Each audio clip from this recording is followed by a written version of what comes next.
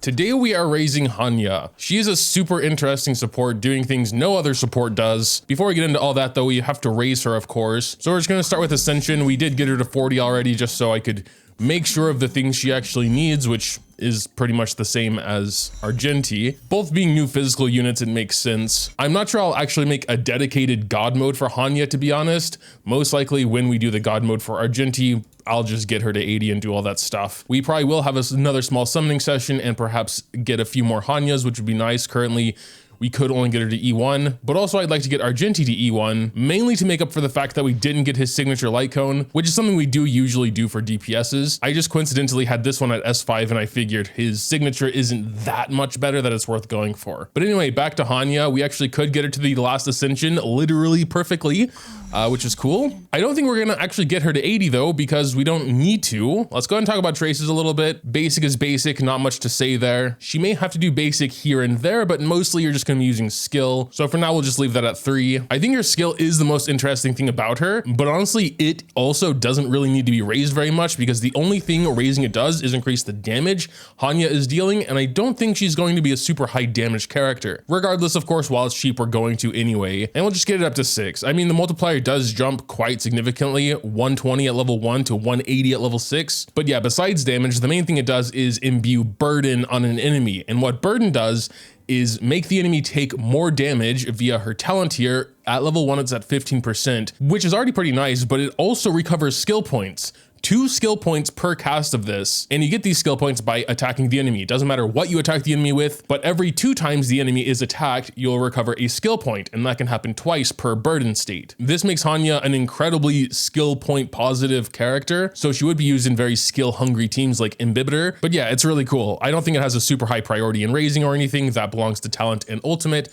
Starting with talent, you know, it increases the damage the enemy takes. We're only going up 1 or 2% per level here. 22% at level 6 is already pretty good. Probably 24%, yes, at level 7. And then ultimate is a single target buff, increasing the speed and attack of whoever she chooses. At level 6 here, we're looking at 17.5% of Hanya's speed, so it scales with Hanya, and 48% attack. This, I believe, does not scale with Hanya's attack, but rather the attack of whoever she's buffing. And attack boosts always scale with base attack. So let's look at our Dawn here. It's not going to be 48% of 2787, but rather this gray number 1333. But that's still a significant attack boost. Currently a little over 600, but it only goes up from there, 51% at level 7. So priority wise, I would say ultimate first, talent second, skill third, and basic fourth. Looking at our bonus abilities, the first one here is another attack boost. The one triggering the skill point recovery will have their attack increased by 10%. I don't think it's worth speed tuning your team around this bonus ability to make sure your DPS gets the 10% attack all the time.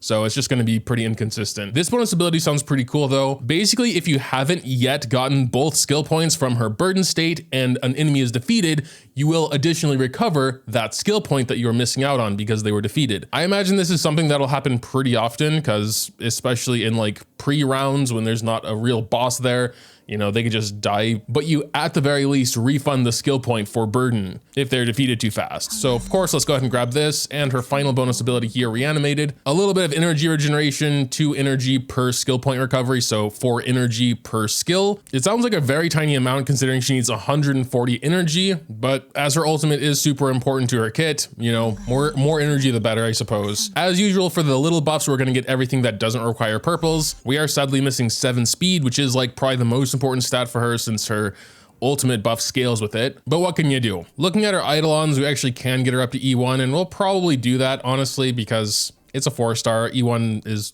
somewhat achievable. It's not really game changing or anything anyway. Hanya's action is advanced forward by 15% when an enemy is defeated by the character you gave her ultimate buff to. But I mean, it will happen rather often because you're giving it to your DPS, which is the one mostly killing the enemies. Even so, it can only be triggered once per turn. So if your Argenti wipes 5 enemies, she's still only gonna get 15% action advancement. E2 is worded funny because usually they would just say Hanya's speed is increased by 20% after using her skill. I assume that's what it means, but I don't understand why they said this character's speed. Whatever. But yeah, E2, decent. E4 sounds really good though. Ultimate duration extended for a turn. I mean, it only lasts 2 turns, so bumping that up to 3 turns is pretty huge. I'd really love to get her to E4. We are going to be doing some more Argenti pulls to get him to E1, like I said earlier. So if we're really lucky, maybe we can. And then E6 increases the damage boost effect of the talent by an additional 10%, which I don't feel is really E6 worthy. Honestly, E4 sounds better than E6. I mean, at max level, her talent is already at 33%. So adding another 10% on top of it doesn't seem to do as much as her ultimate lasting a whole extra turn. But whatever, it's still fine. I mean,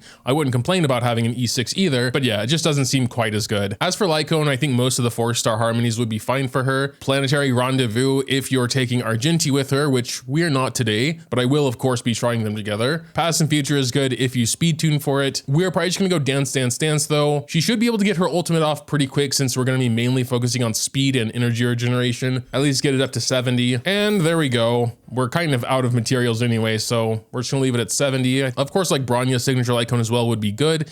Again, in every case except Bronya, you have to speed tune for this for that 30% extra damage. And honestly, since she's supposed to be so fast, she's probably gonna be first in like most cases anyway. And then she's gonna be like speed buffing your DPS. So I don't know if it's even like possible to make that super consistent without a ton of math. So I'm just gonna keep it simple of Dance Dance Dance anyway. As for Relics, there are only 2 things I'm really sure of: energy regeneration, link rope, and speed boots. So let's start with that. Preferably on Sprightly for that extra 5% energy regeneration. There is this other set, Land of the Dreams, which would be really good for an Argenti team because it'll give Argenti 10% more damage. Sadly, I don't have any energy regeneration there. As for Orb, I have been thinking if we should just go HP instead of physical damage boost, because again, I don't think she's going to do a lot of damage, and making it less likely that she dies, I feel like is probably more valuable overall. I'm not sure this will be her final set right now, so probably gonna take this plus 12, get it to 15 real quick so she has the full energy recharge she can. Of course, we would want speed subsets here in a perfect world, but getting an energy regeneration rate link rope is hard enough.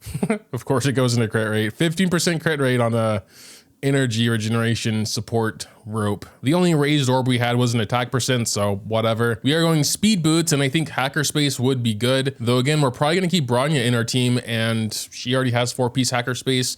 So I'm probably gonna go 2-piece hacker space and 2-piece off just to get as much speed as possible. This one starts with 4 subs and has speed, so we're gonna straight shot to 15 and just hope we get 1 or 2 speed rolls, I guess. That's all we can really do.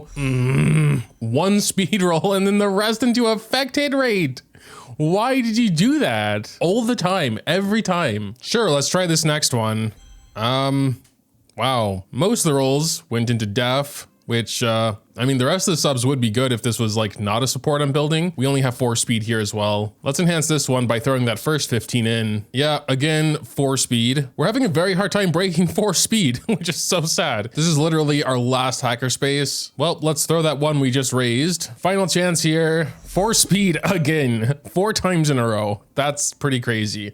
But I mean, we do have 17 crit damage here. Maybe I could give this to Bronya. Well, hers literally has 17.4 as well, but not much else. So I guess it's a slight upgrade because we at least get a little speed in there. Can't say I didn't try. There's 4 speed for you. Let's see what happens. I mean, it's not that good, but I guess we could have had something worse than break effect down there, so whatever. Still only 4 speed. And also the most speed I have raised on anything is this 6, but it's outgoing healing boost, which is of course completely useless for her. So I think we'll just stick with our original plan and going 2-piece off, 2-piece hacker space, just dealing Jingyuin's crit damage body and raising literally the one other hacker space speed I have, which I mean is whatever. I don't have a choice anyway. It only rolled into break effect, which I'm not even that mad about. Taking a look at her stats, she is definitely my fastest character ever at 162 speed. The rest of the stats don't really matter, but yeah, we do have a lot of crit damage because of the crit damage body. 124 energy regeneration, that's the most we can have without a different light cone. The only one I would have that has energy regeneration is Bronya's signature, but I'm not gonna give her that. Maybe a bit more effect res would have been nice, but we'll take some debuff removers with us, or at least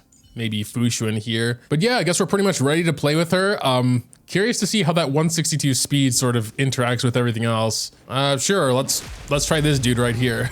She is, of course, first. She also has Sprightly, so she'd be first regardless. But yeah, let's just go ahead and use her skill on this middle one dude here. And now you can see he has Burden, Unremovable, lasts until we get 2 skill points back. We'll use Fushuin's E, which does not count as one of the attacks because it's not. Also, Bronya will not count as an attack either. I mean, he can only do a basic here, but you can see now we have 2 skill points instead of 1. And if we look at his stats, yep, there it is, the 10% attack from one of her bonus abilities. Oh, and since that enemy died, we actually got another skill point. So we went from 0 to 3 with 1 basic attack. Let's go ahead and implant it again.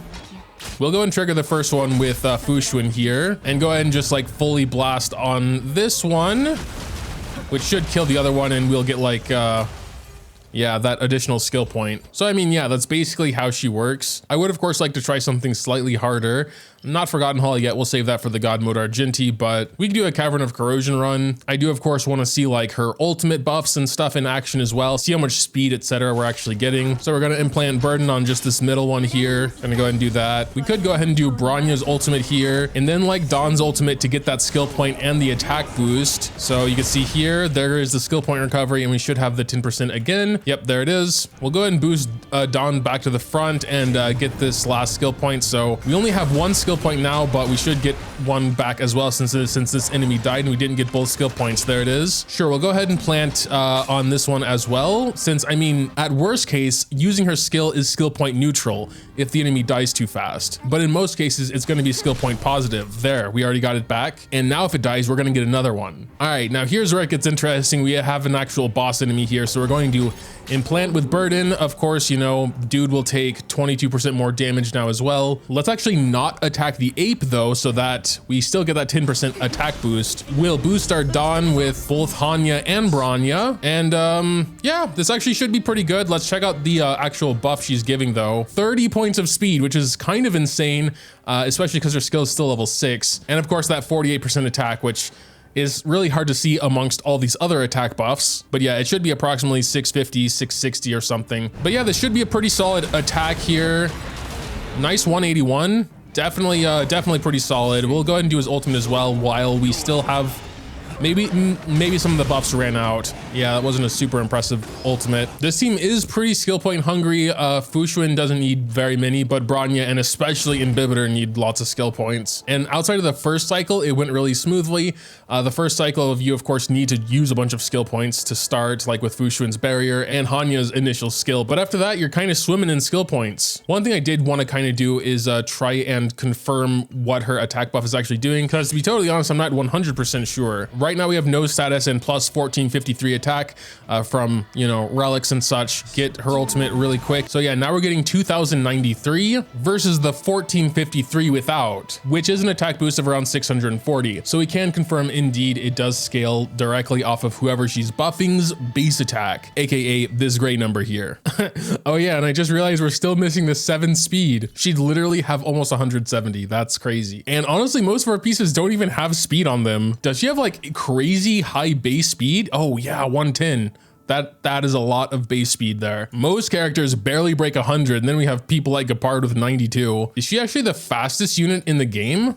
I'm checking, hold on. I'm literally gonna look at everyone. Oh, well, she matches with Topaz and Numbi. Oh yeah, Sela is incredibly fast at 115. Clara, I think, is the slowest at 90. Tingyun? I didn't realize Tingyun was that fast at 112. Yeah, so definitely not the fastest, but one of the fastest. I'm sure she could break 200 speed with like really good artifacts, but that might be a little overkill. Would be kind of funny to see her go like every other turn though. But yeah, I think that'll do it. I know the actual gameplay showcase was a little light this time.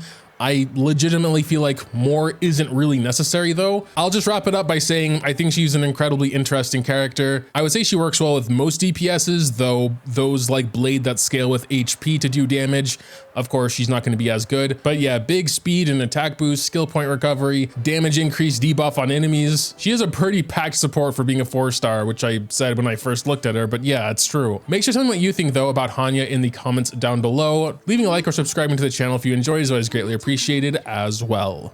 Thanks as always for watching, and until next time.